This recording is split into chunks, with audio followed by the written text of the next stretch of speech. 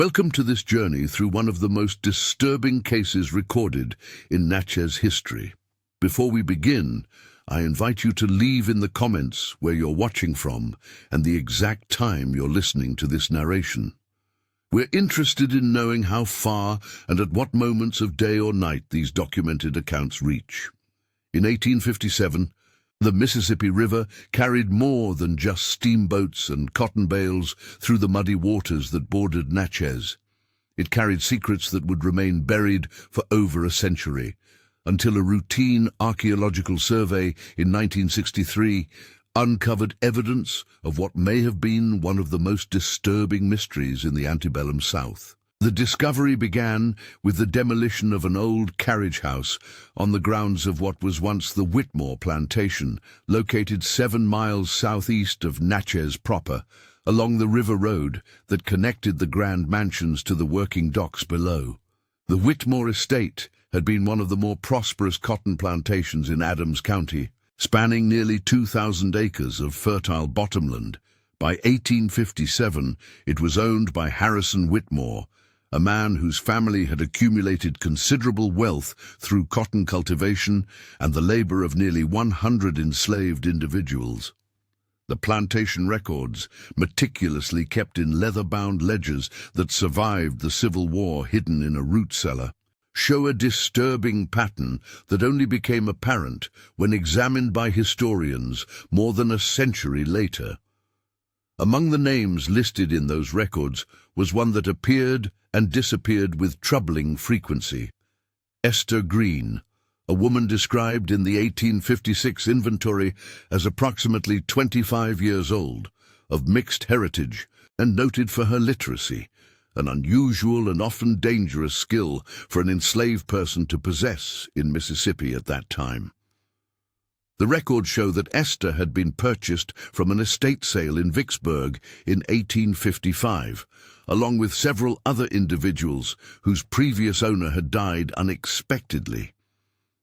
What makes Esther's story particularly unsettling is not just what happened to her, but the methodical way her existence was systematically erased from official documentation, leaving behind only fragments of evidence that suggest a conspiracy of silence that extended far beyond the boundaries of the Whitmore plantation.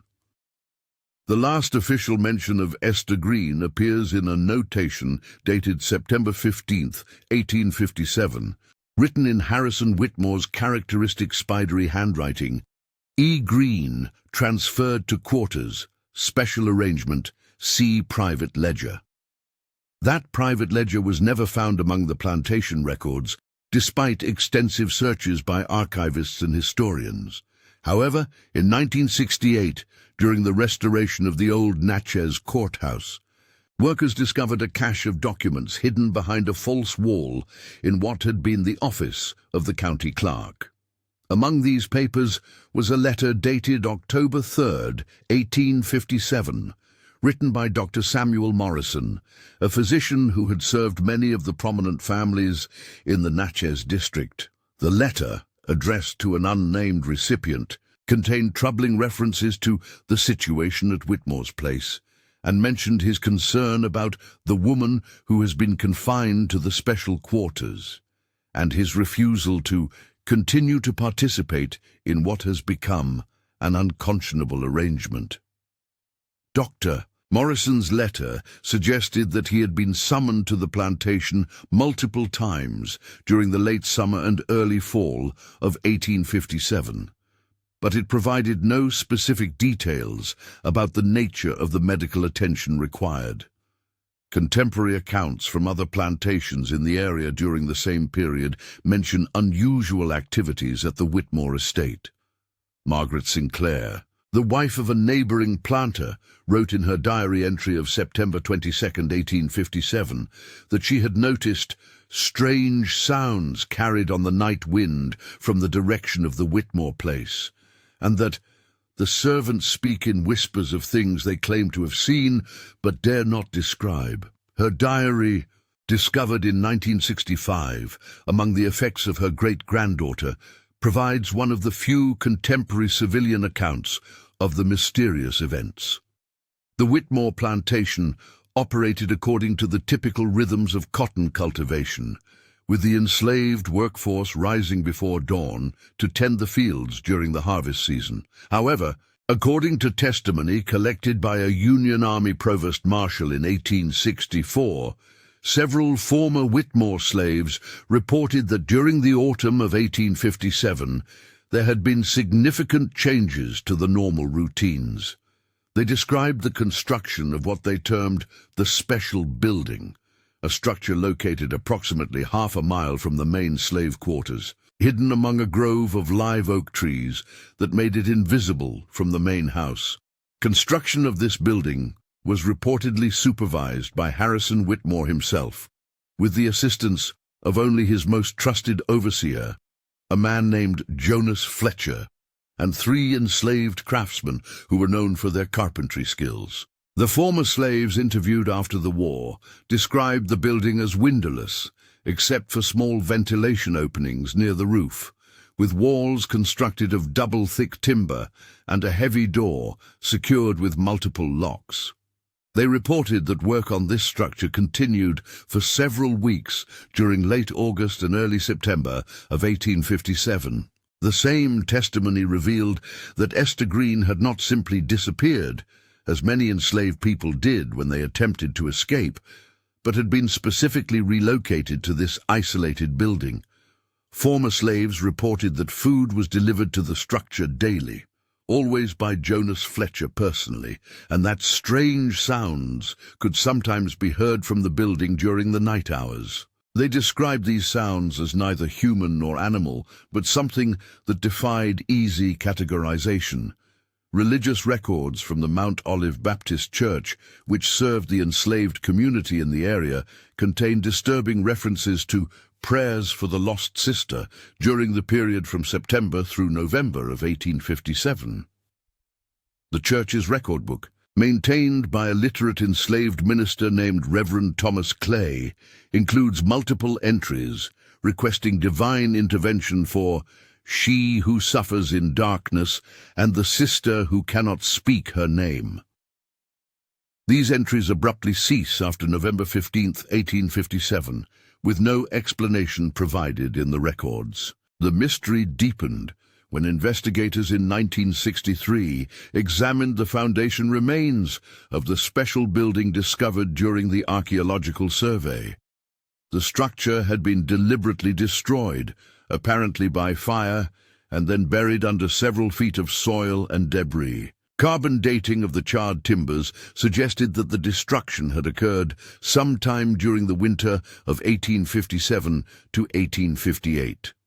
More disturbing was the discovery of several personal items buried beneath the foundation, fragments of fabric that appeared to have come from a woman's dress, a broken writing slate, and a small leather pouch containing what appeared to be dried herbs. Harrison Whitmore's personal correspondence, preserved in the Mississippi Department of Archives and History, shows a marked change in his writing style and content beginning in October of 1857.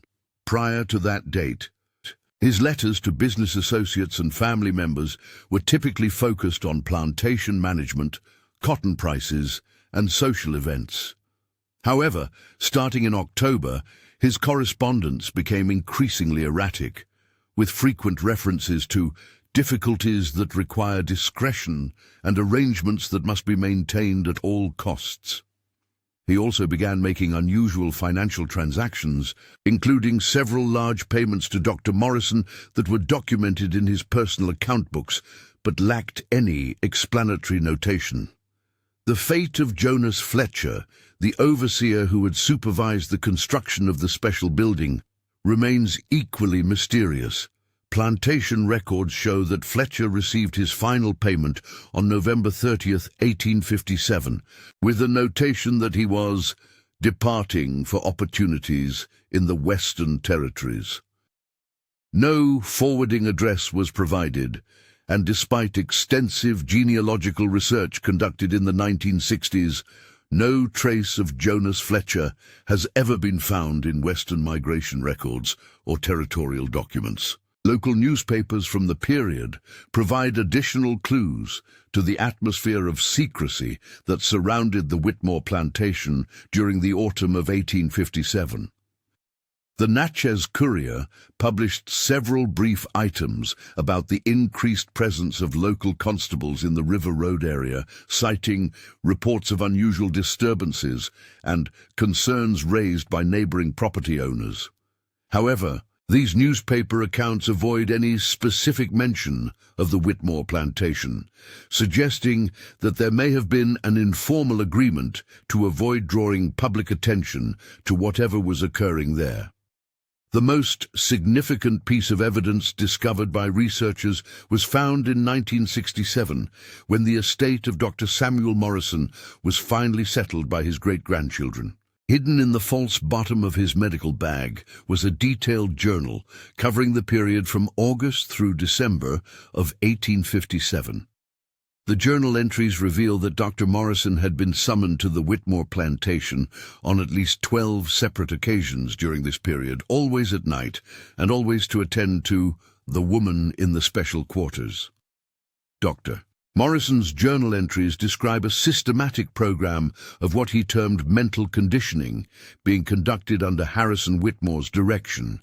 The doctor's notes suggest that Esther Green was being subjected to prolonged periods of isolation, sensory deprivation, and psychological manipulation, designed to break her spirit and force her compliance with some unstated demand. The journal indicates that Dr. Morrison was initially willing to provide medical supervision for what Whitmore described as necessary discipline, but that he became increasingly uncomfortable with the methods being employed. The entries reveal that Esther Green possessed information that Harrison Whitmore desperately wanted to obtain. References in the journal suggest that she had learned about financial irregularities in the plantation's operations, possibly involving the illegal sale of enslaved individuals to buyers in territories where slavery was prohibited. Dr. Morrison's notes indicate that Whitmore believed Esther had documented this information in writing, taking advantage of her literacy to create records that could potentially destroy his reputation and financial standing. The journal describes Esther's resistance to the psychological pressure as remarkable and disturbing. Dr. Morrison wrote that despite months of isolation and psychological torment, she refused to reveal the location of any documents she might have created or to admit to any knowledge of Whitmore's illegal activities. The doctor's notes suggest that her mental condition deteriorated significantly during the ordeal, but that she maintained what he described as an unnatural composure that seemed to unnerve even her captors. By November of 1857, Dr. Morrison's journal entries reveal his growing alarm about the situation. He wrote extensively about his concern that the psychological methods being employed had crossed into territory that he considered morally unacceptable, even within the context of the slave system.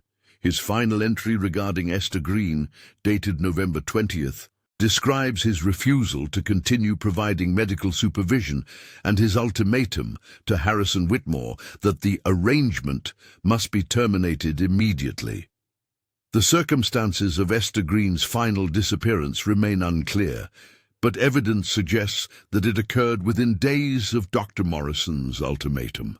Former slaves interviewed after the war reported that the delivery of food to the special building ceased abruptly in late November, and that Jonas Fletcher was observed burning papers and documents in the yard behind the structure on multiple occasions during the final week of that month.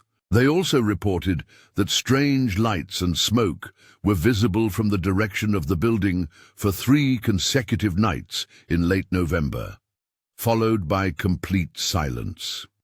Soil samples taken from the foundation site during the 1963 archaeological survey revealed traces of human remains, but the condition and age of the material made it impossible to determine specific details about how or when death had occurred.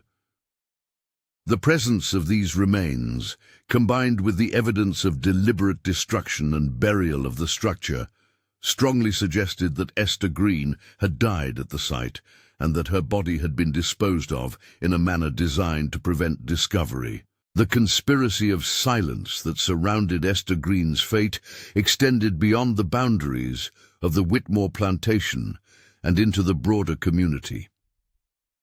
Analysis of court records from Adams County during 1858 reveals no missing person reports, no inquiries about Esther's whereabouts, and no official investigation into her disappearance. This absence of any official response suggests that local authorities were either unaware of the situation or had been persuaded to ignore it through influence or intimidation. Harrison Whitmore's behavior following the events of 1857 provides additional evidence of his involvement in Esther's disappearance. His correspondence shows increasing paranoia and social withdrawal, with frequent references to unnamed threats and his need to maintain careful control over information. He began making unusual modifications to the plantation's security arrangements, including the construction of additional locks and barriers around the main house and the dismissal of several long-term enslaved workers who might have had knowledge of the special building. The psychological impact of these events on the enslaved community at the Whitmore plantation was documented in testimony collected by Union Army investigators during the Civil War.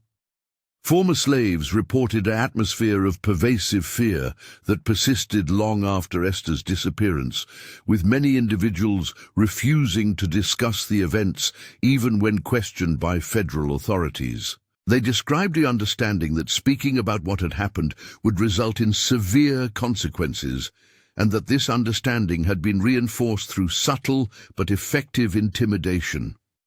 Religious records from the period following Esther's disappearance provide insight into the emotional impact on the enslaved community. The Mount Olive Baptist Church records show a significant increase in prayer requests for protection from evil and deliverance from fear during the winter months of 1857 to 1858. The church's records also indicate that several community members reported disturbing dreams and visions related to the events at the Whitmore plantation, suggesting that the psychological trauma extended beyond those who had direct knowledge of what occurred. The economic consequences of the events surrounding Esther Green were reflected in the Whitmore plantation's financial records from 1858 onward. Despite favorable cotton prices and adequate growing conditions, the plantation's productivity declined significantly in the years following her disappearance. This decline appears to have been related to the departure of several skilled enslaved workers and the general atmosphere of fear and unrest that pervaded the plantation community. Dr. Samuel Morrison's medical practice also suffered following his involvement in the events at the Whitmore plantation.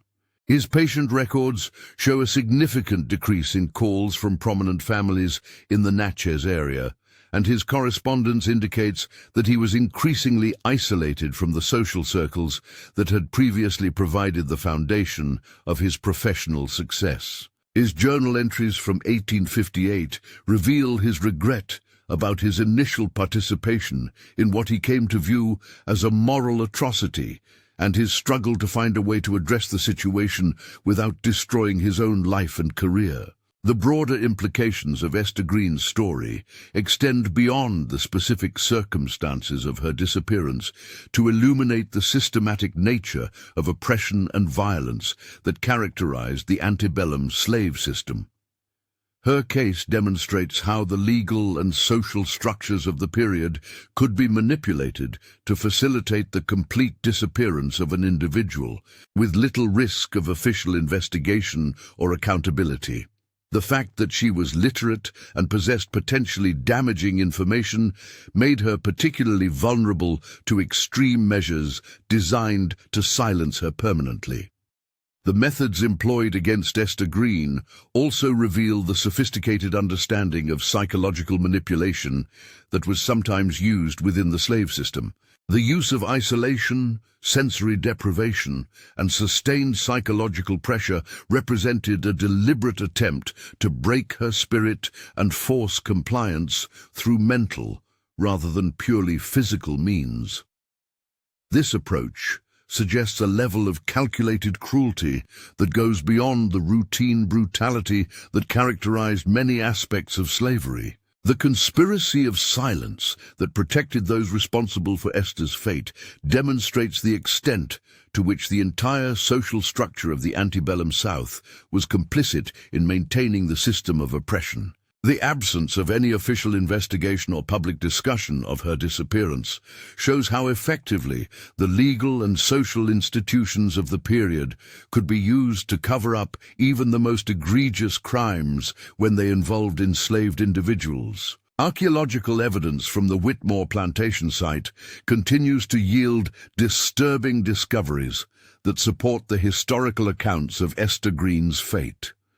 Excavations conducted in 1968 revealed additional evidence of the special building's construction and destruction, including fragments of metal restraints and medical instruments that appear to be consistent with Dr. Morrison's journal descriptions of the psychological conditioning program. The discovery of what appears to be a hidden cache of documents buried near the ruins of the special building has provided additional insight into the systematic nature of the activities conducted there. These documents, severely damaged by moisture and time, appear to include detailed records of the psychological conditioning methods employed, suggesting that Esther Green may not have been the only individual subjected to such treatment at the plantation. Analysis of these fragmentary documents by forensic historians has revealed evidence of what appears to have been a broader program of psychological experimentation conducted under the guise of slave discipline. The documents suggest that Harrison Whitmore may have been part of an informal network of planters who shared information about advanced methods of psychological control, viewing enslaved individuals as subjects for testing techniques that could be applied more broadly within the slave system. The implications of these discoveries extend beyond the immediate circumstances of Esther Green's case to suggest that systematic psychological torture may have been more widespread in the antebellum South than previously understood. The sophistication of the methods employed and the careful documentation of their effects indicate a level of scientific approach to psychological manipulation that predates similar techniques used in later historical periods. The story of Esther Green also illuminates the particular vulnerabilities faced by literate enslaved individuals in the antebellum South. Her ability to read and write, which might have seemed like an advantage, ultimately made her a target for extreme measures when she gained access to information that threatened powerful interests. Her case demonstrates how literacy could become a death sentence for enslaved individuals who used their skills in ways that challenged the system that oppressed them. The long-term cover-up of Esther's fate reveals the extent to which the post-Civil War period failed to address many of the crimes committed under slavery. Despite the dramatic changes brought about by emancipation and Reconstruction, the individuals responsible for her disappearance and death were never held accountable for their actions. This pattern of impunity for crimes against enslaved individuals continued long after the legal end of slavery, contributing to the persistence of racial violence and oppression in the post-war period. Modern researchers studying the Esther Green case have noted its relevance to contemporary understanding of psychological torture and coercive interrogation techniques. The methods described in Dr.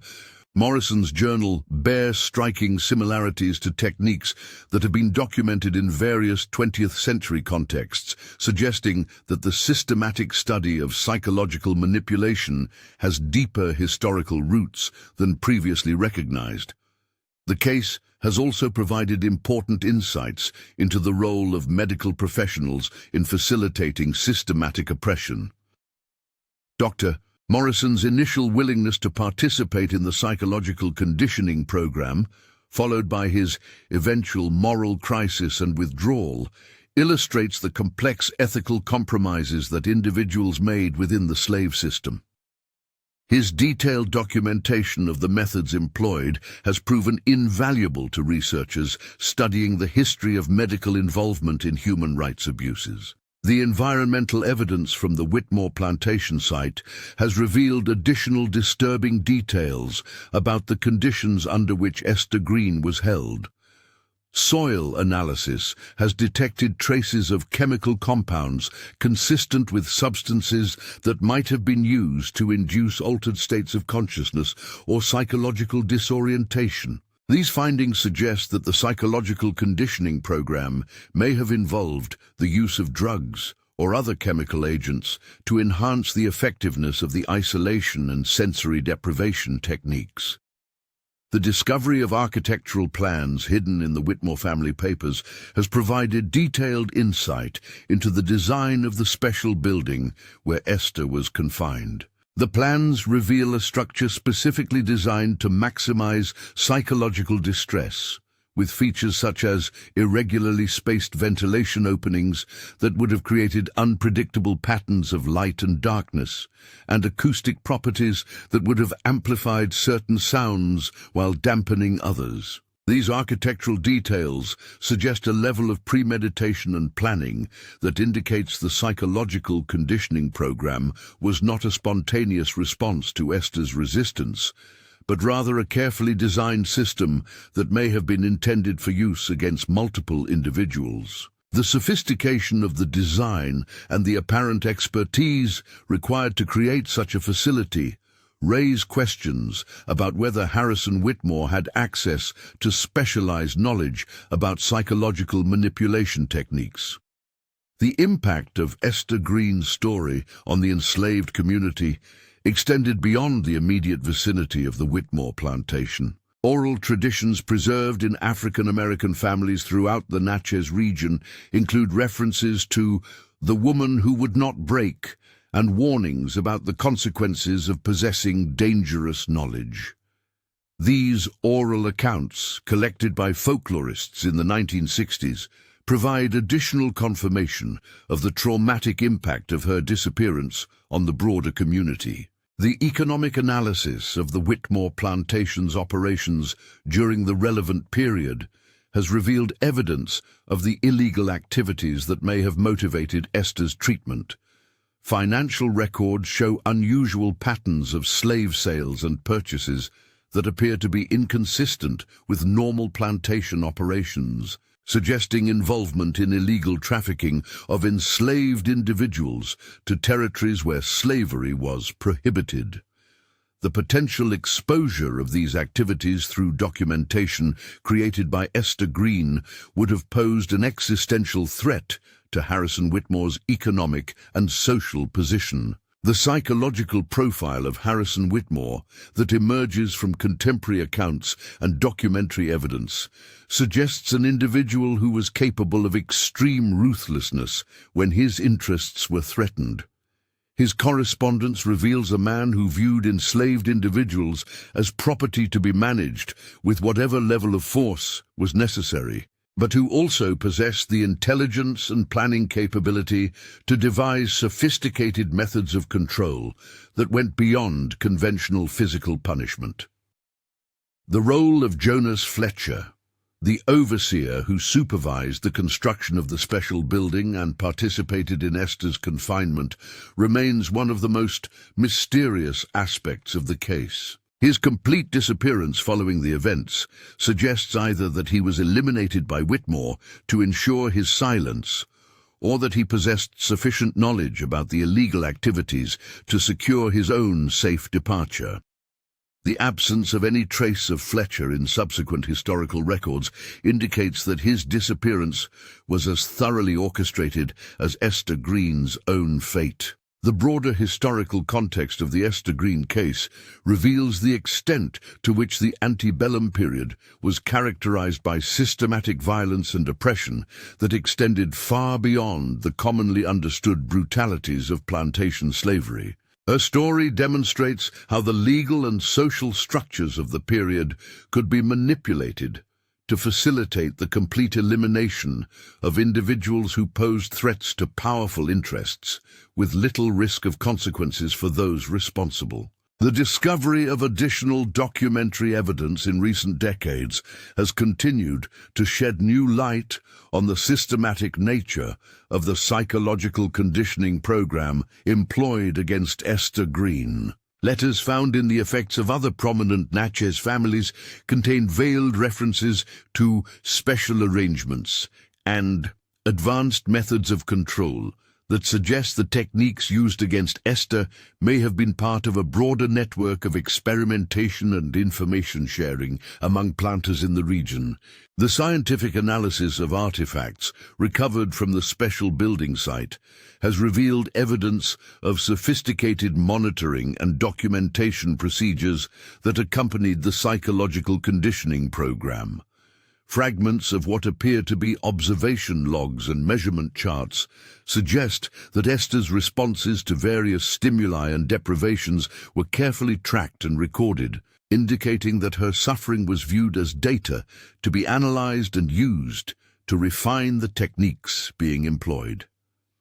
These findings raise disturbing questions about the extent to which enslaved individuals throughout the antebellum South may have been subjected to systematic experimentation and psychological manipulation that went far beyond the recognized brutalities of the slave system. The level of organization and documentation revealed in the Esther Green case suggests that such activities may have been more widespread and systematic than previously understood.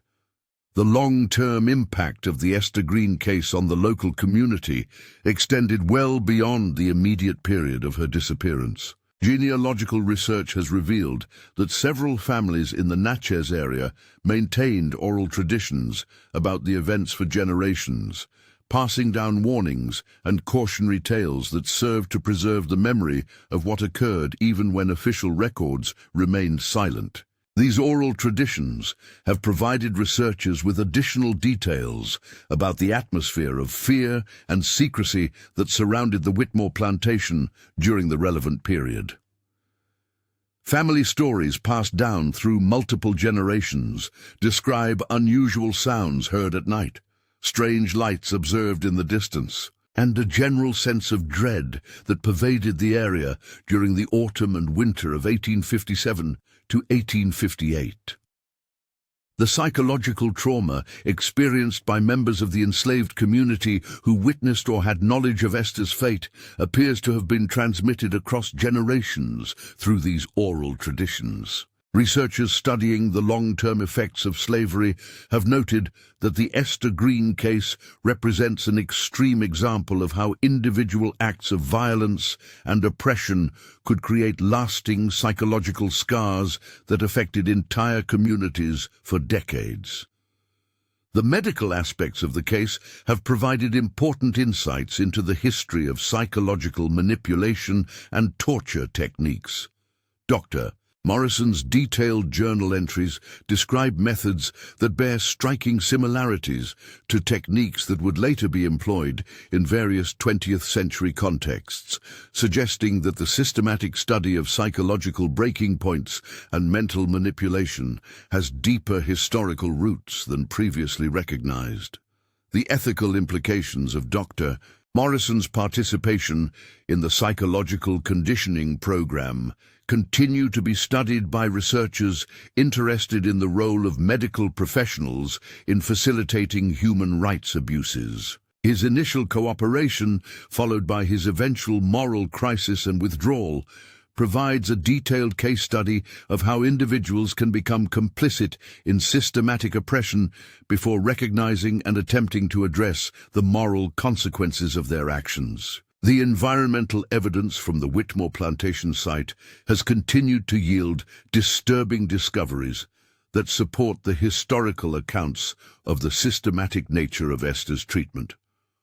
Recent archaeological work has uncovered additional artifacts that appear to be related to the psychological conditioning program, including fragments of devices that may have been used to control light, sound, and other environmental factors within the special building. These discoveries have provided researchers with unprecedented insight into the sophisticated methods that were employed to maximize psychological distress and break down resistance. The level of planning and technical expertise required to create such devices indicates that the psychological conditioning program was not improvised, but rather represented a systematic application of advanced understanding of human psychology and mental manipulation. The broader implications of the Esther Green case for understanding the antebellum slave system continue to be explored by historians and social scientists.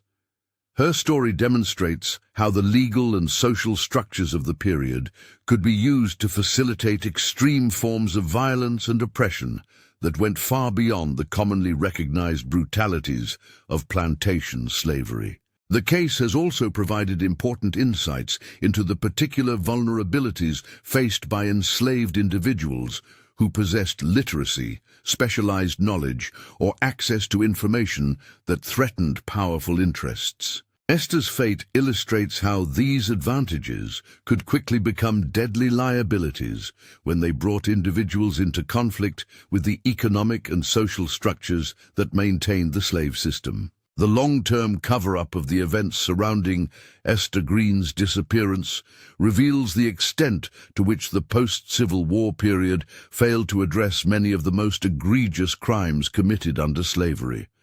Despite the legal end of the institution and the dramatic social changes brought about by emancipation and Reconstruction, the individuals responsible for her torture and death were never held accountable for their actions. This pattern of impunity for crimes against enslaved individuals contributed to the persistence of racial violence and oppression in the post-war period, as the failure to address past atrocities sent a clear message that such actions would continue to be tolerated when directed against African Americans.